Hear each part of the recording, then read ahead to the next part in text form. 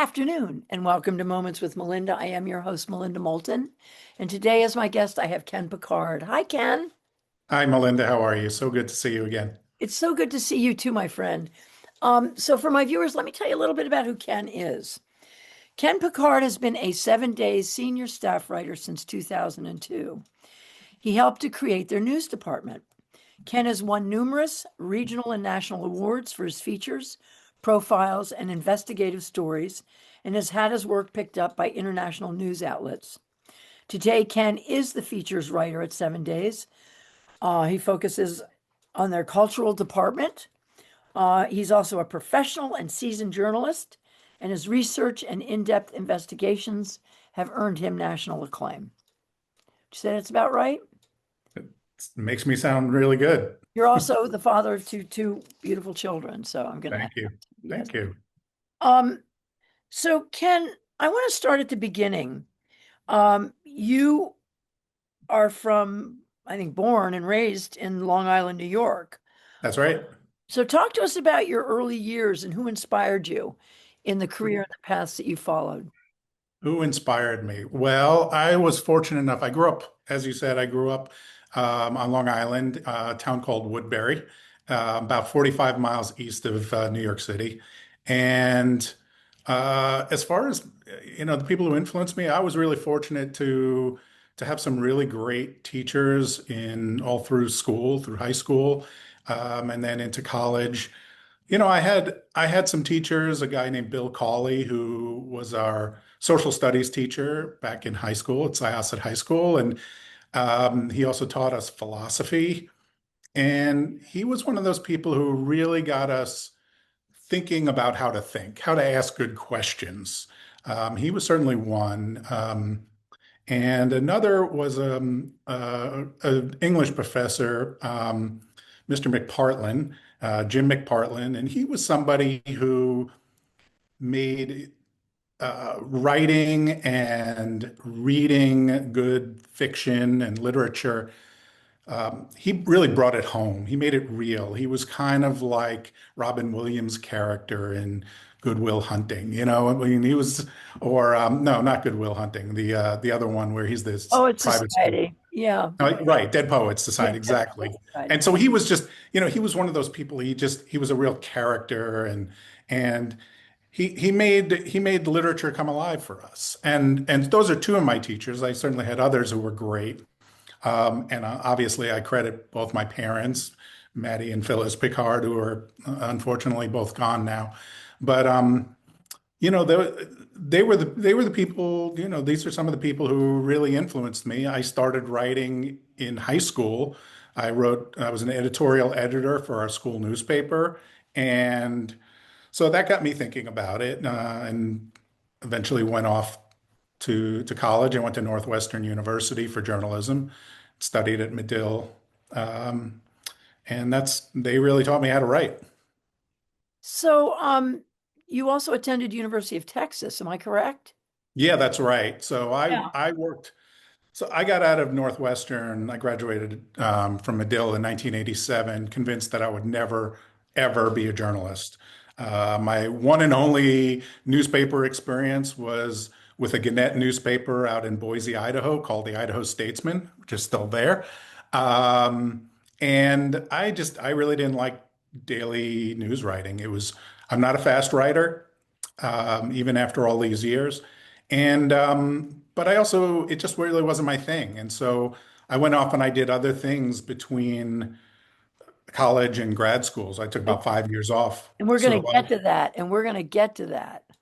and then after 5 years of working, I went back to graduate school at the University of Texas down in Austin. Right. And you got your master's degree in writing for TV and film.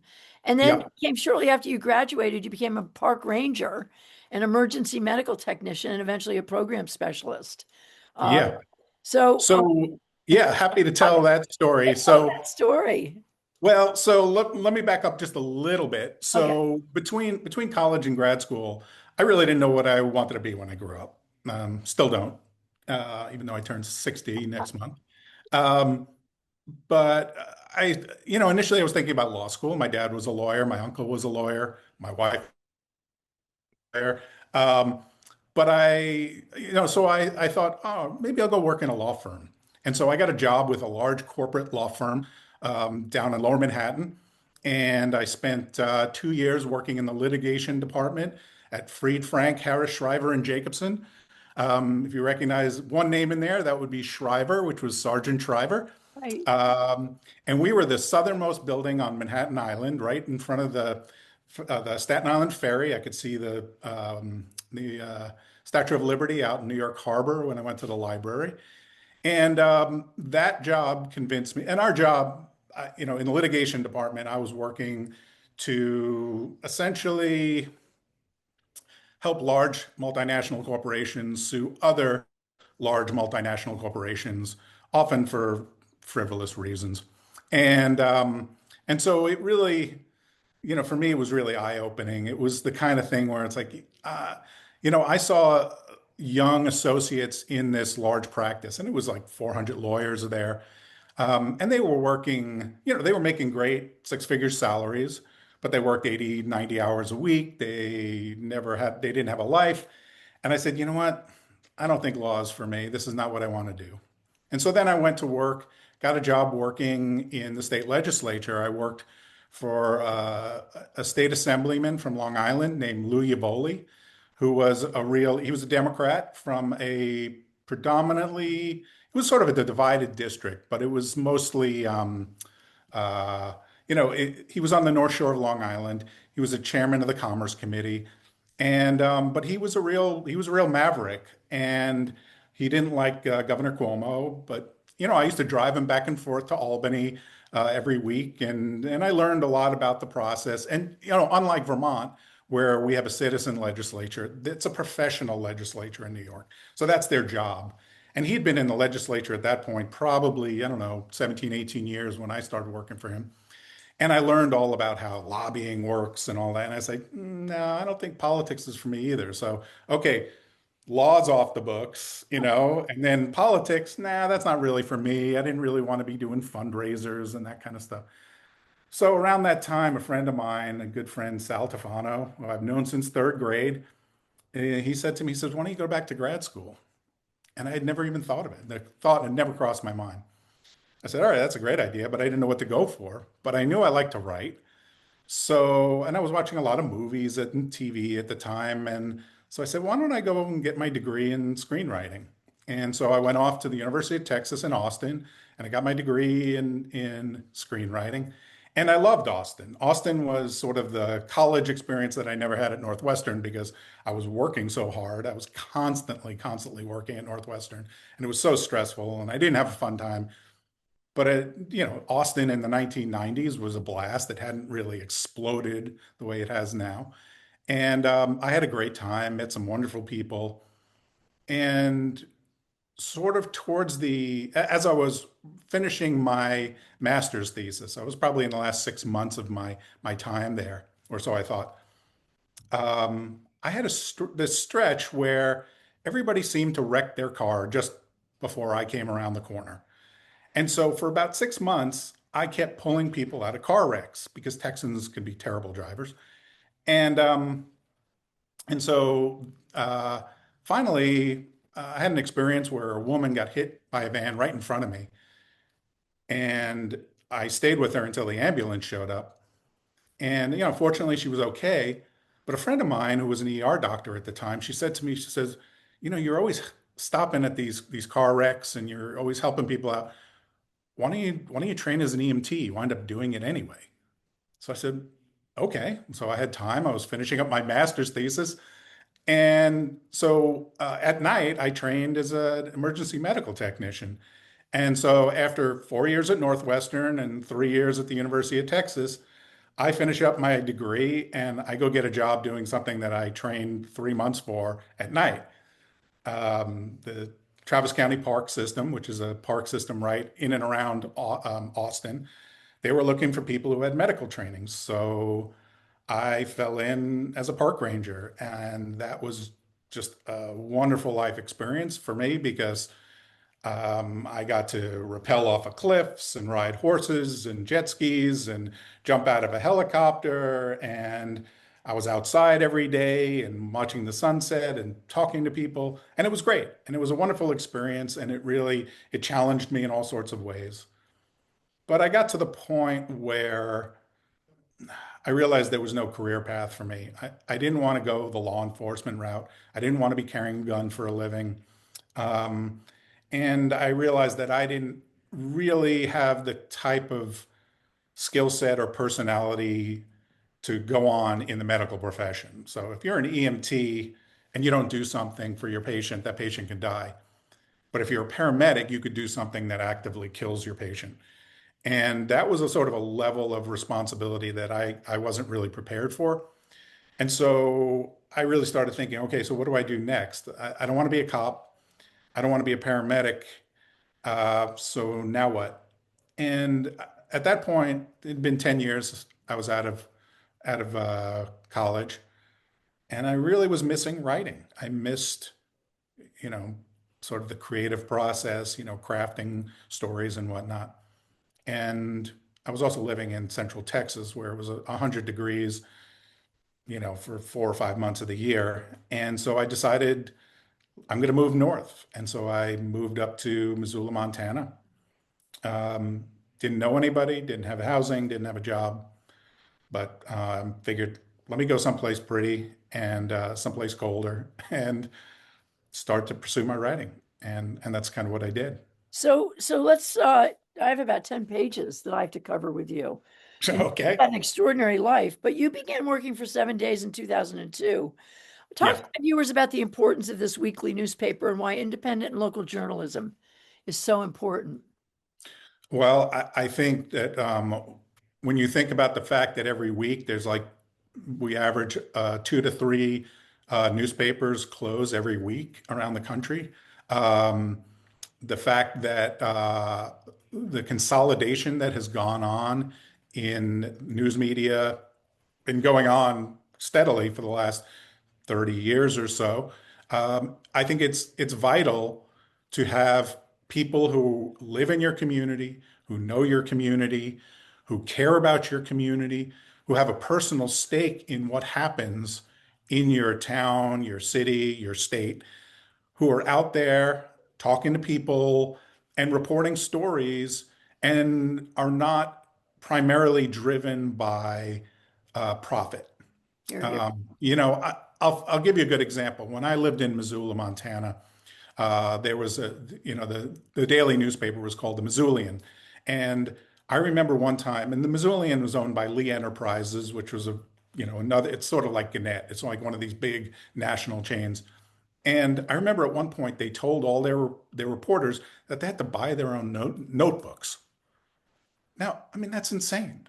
I couldn't imagine, like, you're trying to save, sort of squeeze every nickel and dime out of a newsroom by telling your news writers that you're not even going to pay the most basic, you're not even going to give them the most like rudimentary tool to do their jobs. And and that's just sort of one tiny, tiny example of what we see all over the country. Back in, I don't know, maybe 2015, 2016, something like that, the Burlington Free Press told its entire editorial staff that they had to reapply for their jobs. Mm, mm. Now, you think about that. We had what is the value in a newspaper? It's not the computers, it's not the desks, it's not the telephones. It's the people who work there, the people who have an institutional memory. And all these people who worked at the Free Press said, the hell with that, I'm out of here. And we hired 5 or 6 of them away. Candy Page, Terry Hallenbach, you know, on and on, Sally Pollock. I mean, we brought on 5 or 6 of their editors and reporters who probably collectively had over 100 years of memory of what happens in Burlington and Vermont and the State House.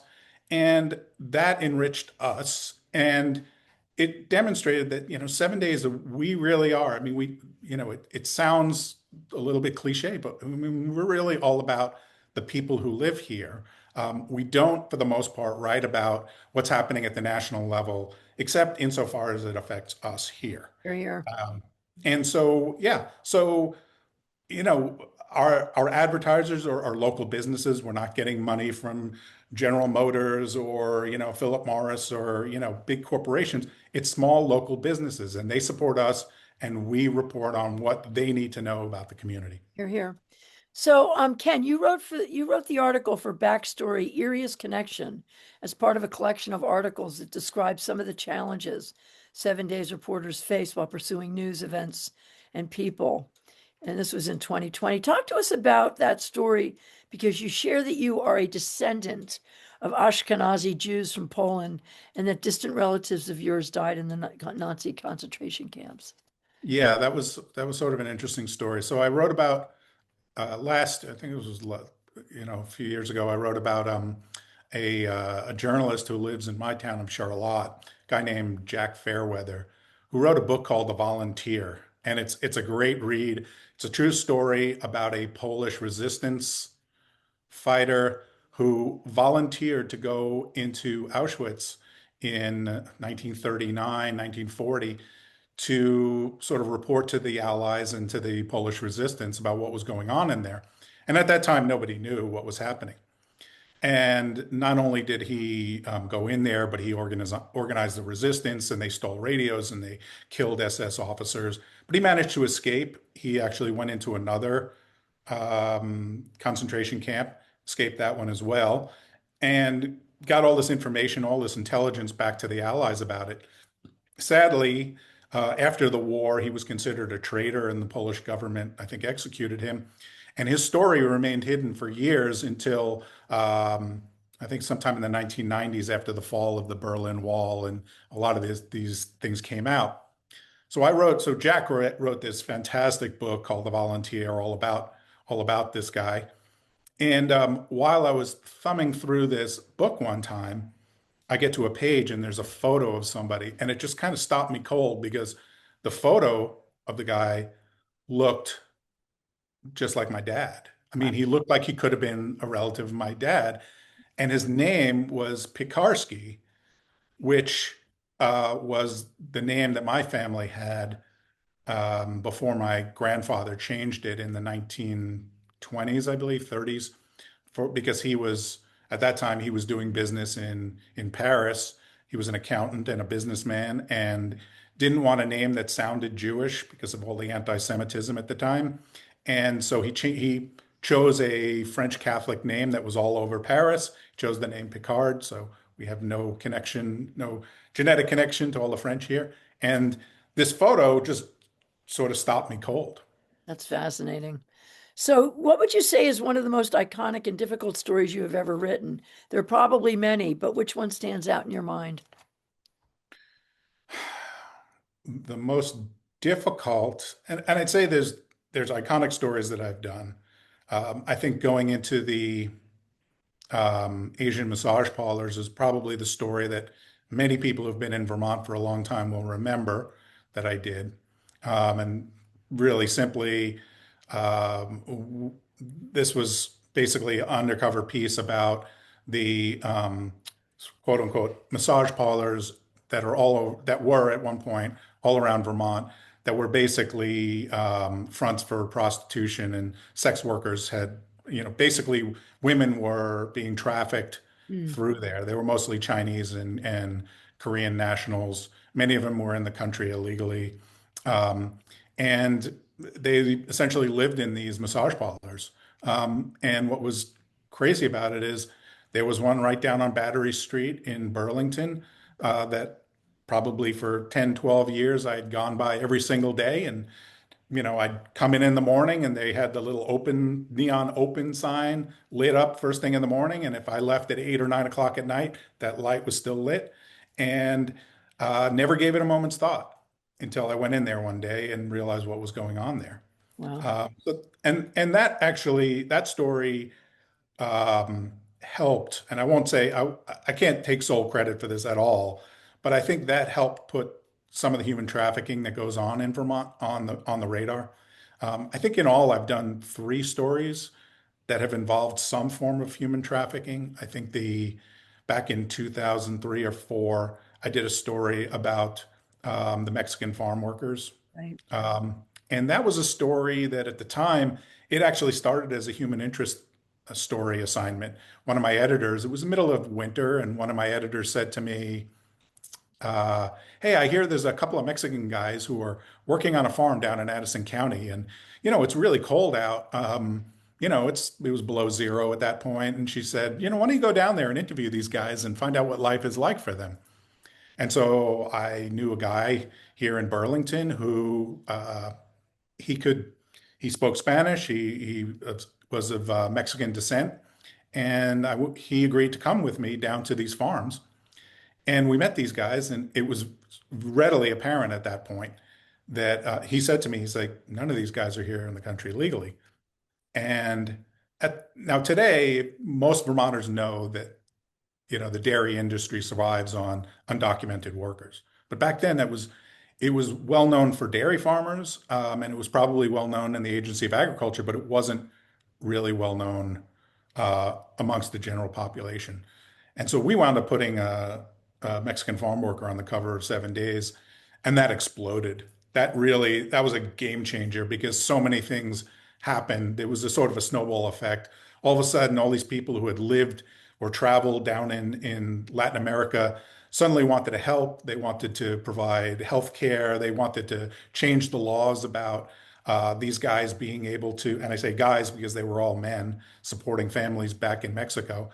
Everybody came out of the woodwork and really wanted to help. And so it helped change some of the laws around how Vermont law enforcement treated these men, that they wouldn't just pick them up because they had brown skin.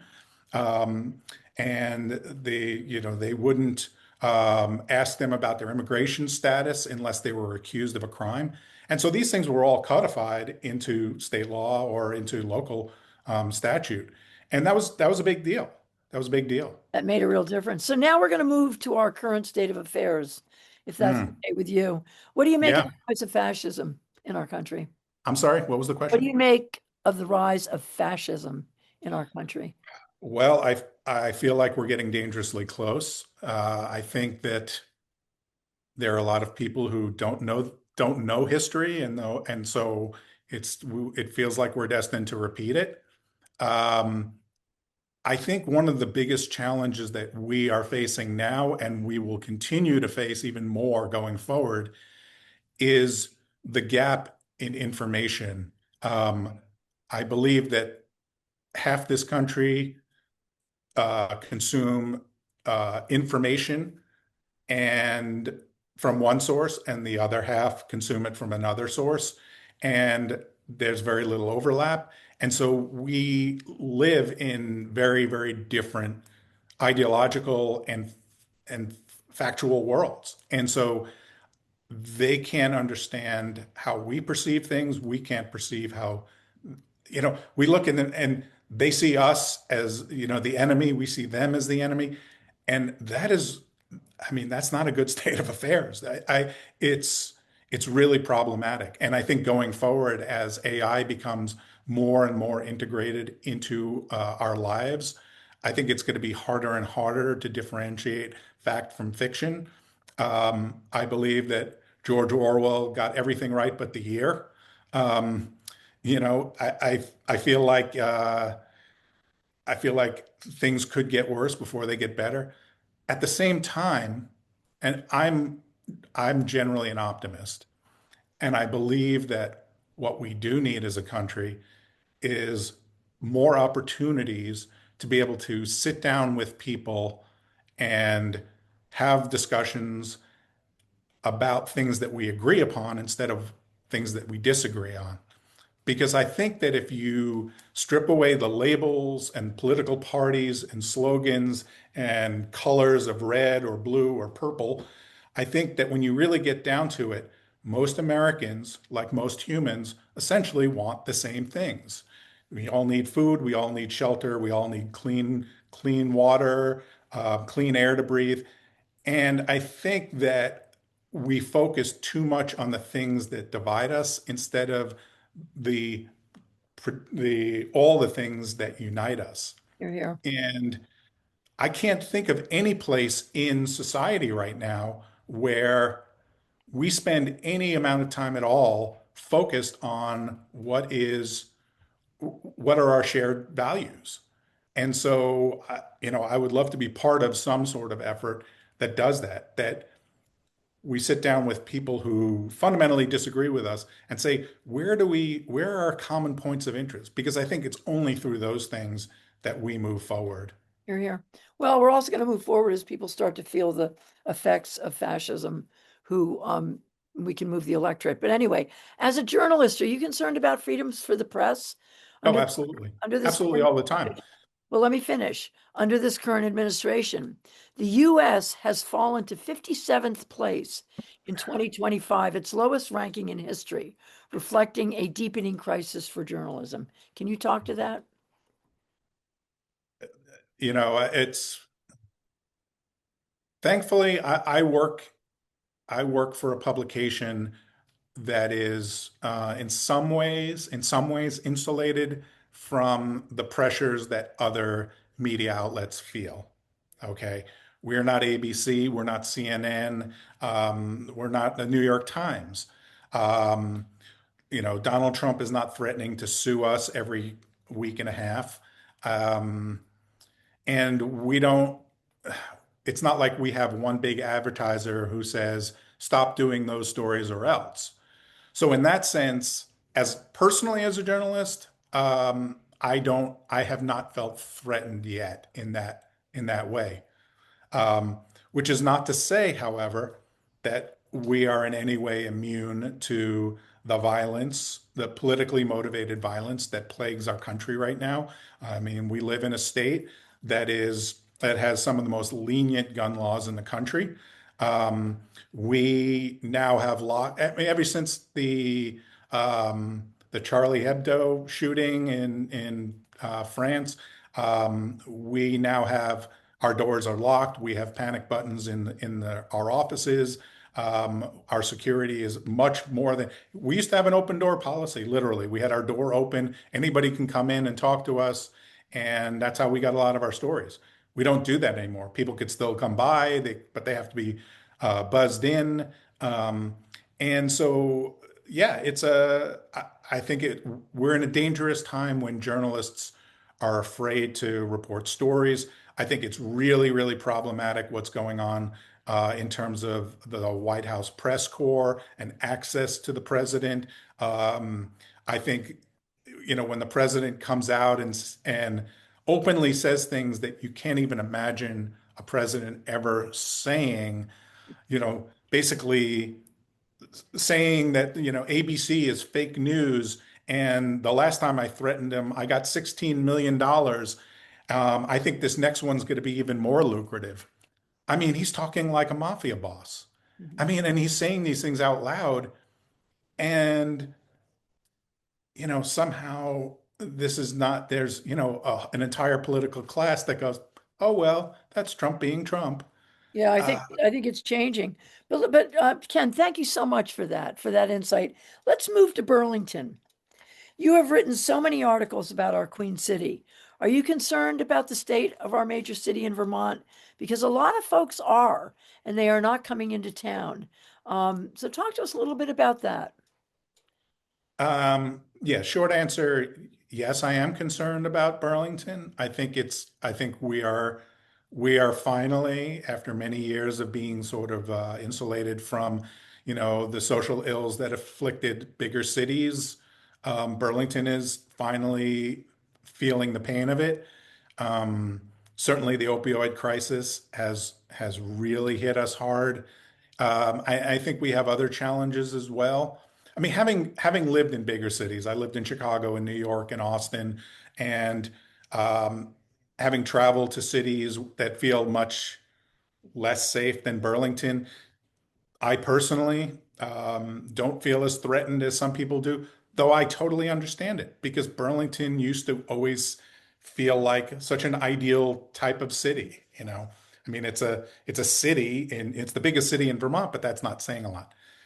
At the same time, we're really struggling. The city is struggling, and little things start to add up. The graffiti starts to add up. People shooting up in City Hall Park makes people feel unsafe.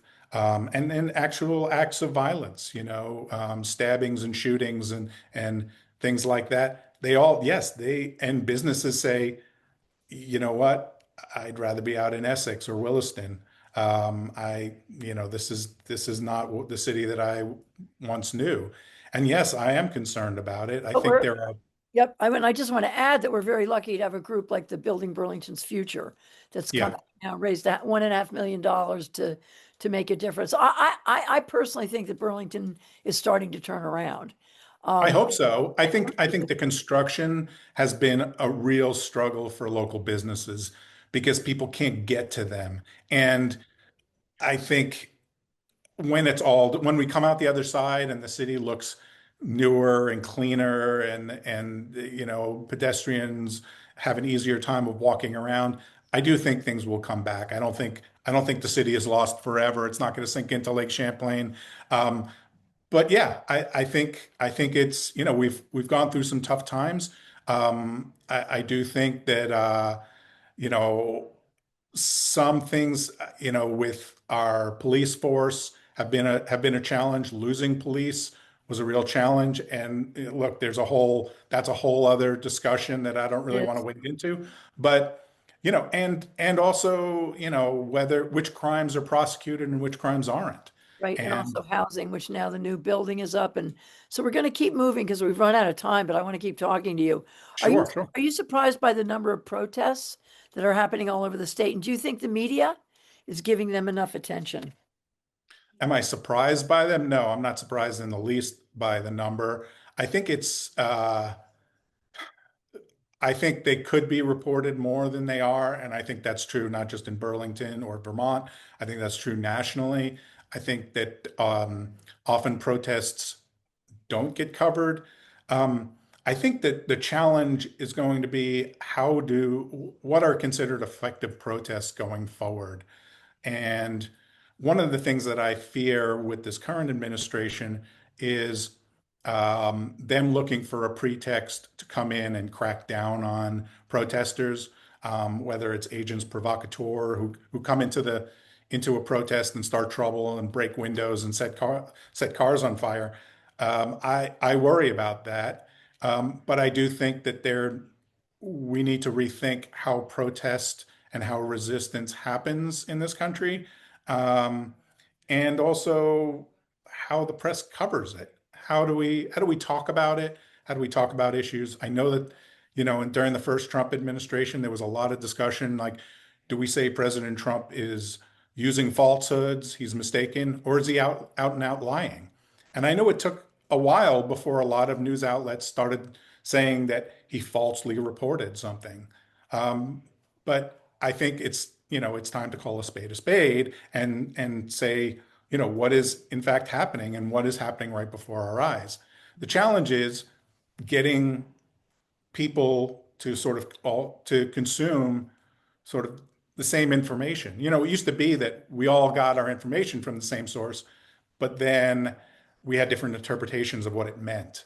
And now, if you go on Fox News or Newsmax, um, the stories you see there are going to be entirely different than what you see on CNN or MSNBC. So moving on to a lighter topic, are you Okay. amazed and inspired by the extraordinary talent we have here in Vermont of writers, artists, filmmakers, change makers, politicians, visionaries, and those who work in our nonprofit sectors? Why do you think Vermont attracts these type of human beings? I'm absolute. I will say that I've been doing this job in Vermont since 2002. I have not even come close to running out of interesting people to write about. Vermont, for a small state, we have an abundance of people who are like yourself, visionary, people who work hard, who have big ideas, who are not waiting for the government or somebody to hand them a check to go do something. They like kind of grab the bull by the horns and they just do it. They solve problems. And I think, why does Vermont attract these kind of people? I don't know. You probably need a historian to sort of like, you know, dissect why we attract the kind of people we do. Um, I think some of it has to do with your generation, people like yourself who came here in the 70s looking for, part of the countercultural movement, who are looking for a different way of doing things. But one of the things I've been really impressed with, and one of the things I've tried to do in recent years, is focus on people who are solving problems, who see something going on and say, you know what, we could do this better. Whether it's beta technologies, taking the aviation industry and making electric planes, or you name it. I mean, there's so many people who are problem solvers here who know how to start businesses, and they have not only do they have good ideas, but they know how to bring them to fruition. You took Melinda, you took this waterfront that was, basically like a toxic waste site, and you turned it into one of the state's biggest tourist attractions. And that's there are a lot of people like that who are doing these kind of things here. Like, why does Vermont attract them? I don't know. It's something in the water, but For us from the 60s, what attracted us to Vermont was we were close to the Canadian border. A Mhm. lot of us who had FBI files, or we were, worried Yeah. about the draft or whatever, we wanted to be, and that's what brought us to Vermont. And then we just, I guess smoked enough grass and dropped enough acid to get really creative and do all the great things that we did. Glad that those days are over. But anyway, so look, we're coming to a close here, Ken. So, what words of wisdom can you give my viewers as we maneuver through these deeply challenging times in our nation and around the world? What do you tell your children? Well, one of the things that I would say to your viewers is that, um, just remember that your news diet has to be like your food diet. It has to be balanced. Okay. If all you ever consume is bad news about, war and corruption and the rise of fascism, and that's all you ever see and all you ever consume, and if you marinate in it constantly, then that is what you see of your fellow humans. And is that all going on? Of course it is. But there are so many other things that are going on in the world that we don't necessarily hear about. Um, it's sort of like, as journalists, I don't write about the 30,000 cars that make it home safely every day. I write about the one that flips over and kills three people. Um, but if all we ever focus on is the death and the mayhem, we miss out on all the other wonderful things that are going on.